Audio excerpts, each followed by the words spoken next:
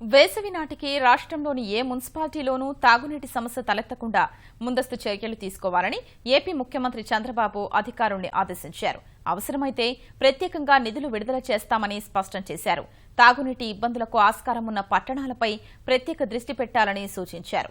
అటు 2 ఏళ్లలో పట్టణాలు, నగరాల్లో 1,20,000 ఇళ్ల నిర్మాణాన్ని లక్ష్యంగా పెట్టుకున్నట్లు సీఎం తెలిపారు. అమరావతి సచివాలయంలోని కార్యాలయంలో పట్టణాభివృద్ధి, పురపాలక శాఖపై ముఖ్యమంత్రి చంద్రబాబు ఉన్నతస్థాయి సమీక్ష నిర్వహించారు. అమృత్ ప్రాజెక్టు కింద 25 పట్టణాలకు 787.87 కోట్ల రూపాయల వ్యయం కానుందని అధికారులు సీఎంకు తెలిపారు. రాష్ట్రంలోని 9 పట్టణాల్లో చేపట్టిన తాగునీటి ప్రత్యేక ప్రాజెక్టులు వేసవి నాటికి పూర్తవుతాయని చెప్పారు. వర్షాభావం, నీటి ఎద్దడిని దృష్టిలో పెట్టుకుని పరిస్థితిని ఎప్పటికప్పుడు సమీక్షించుకోవాలని సీఎం ఆదేశించారు.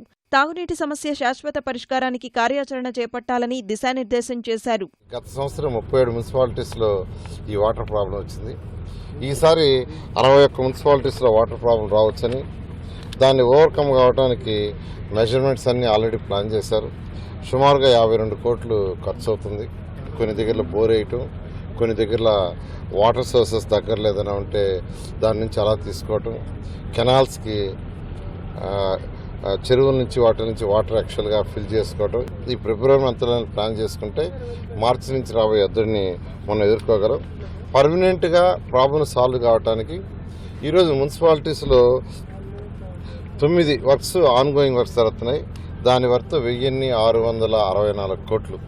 1 మంత్లో 143 కిలోమీటర్లు డిస్ట్రిబ్యూషన్ లైన్ పూర్తి చేస్తామని, 3 మంత్స్లో 393 కిలోమీటర్లు వాటర్ డిస్ట్రిబ్యూషన్ లైన్ పూర్తి చేస్తామని, 6 మంత్స్లో 391, 1 ఇయర్లో 699, 2 ఇయర్స్లో 1,224, మొత్తం 2,852 కిలోమీటర్లు రాబోయే 2 సంవత్సరాల్లో డిస్ట్రిబ్యూషన్ లైన్స్ పూర్తి చేసేటట్టుగా ఒక ప్రణాళికని ముఖ్యమంత్రి గారి దగ్గర పెట్టి దాన్ని అప్రూవ్ చేయడం జరిగింది.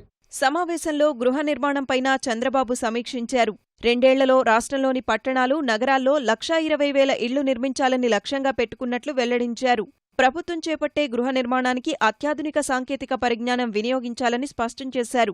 ప్రభుత్వ టౌన్షిప్లను నివాస సముదాయాలుగానే కాకుండా ఆర్థిక నగరాలుగా తీర్చిదిద్దాలని సూచించారు. జక్కంపూడిలో నిర్మించిన గృహ సముదాయాలపై ప్రజల్లో సానుకూల స్పందనను అధికారులు ముఖ్యమంత్రికి వివరించారు.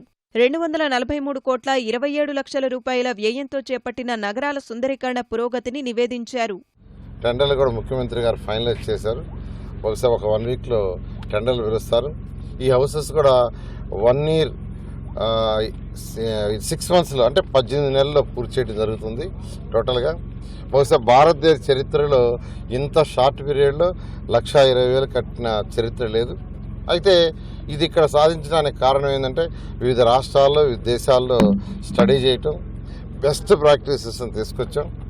అదేవిధంగా డిఫరెంట్ టైప్స్ ఆఫ్ హౌసెస్ ముఖ్యమంత్రి గారు ఒకటే చెప్పారు. డిఫరెంట్ సైజ్ అంటే 270 చదరపు అడుగుల్లో ఒక హౌసు, అదేవిధంగా 365తో మరొక మోడలు, 420తో మరొక మోడల్ డబుల్ బెడ్రూమ్. ఈ విధంగా 3 టైప్స్ యాక్చువల్గా హౌసింగ్స్ రాబోయే 1 వీక్లో స్టార్ట్ చేసి, టర్నల్ టెక్నాలజీ, షేర్వాల్ టెక్నాలజీ అంటే వాల్స్ కూడా కాంక్రీట్, లోపల స్టీల్ పెట్టి కాంక్రీట్ పక్కాగా చేసి ఖచ్చితంగా 1.5 ఇయర్లో హై క్వాలిటీ హౌస్ జరుగుతుంది. నిర్మాణ రంగంలో పెట్టుబడులు పెట్టేందుకు సిఐఐ భాగస్వామ్య సదస్సులో పెద్ద సంస్థల ప్రతిపాదనలపై సమీక్షలో చర్చ జరిగింది. 41,790 కోట్ల రూపాయల పెట్టుబడులు పెట్టేందుకు 16 సంస్థలు ఎంఓయూ కుదుర్చుకున్నాయని అధికారులు చెప్పారు. ఇవి కార్యరూపం దాల్చితే 2,08,100 మందికి ఉద్యోగావకాశాలు దక్కుతాయని అన్నారు. 1,51,320 గృహ సముదాయాలు అందుబాటులోకి వస్తాయని వివరించారు. ఆ దిశగా చర్యలు చేపట్టాలని అధికారులకు చంద్రబాబు దిశానిర్దేశం చేశారు.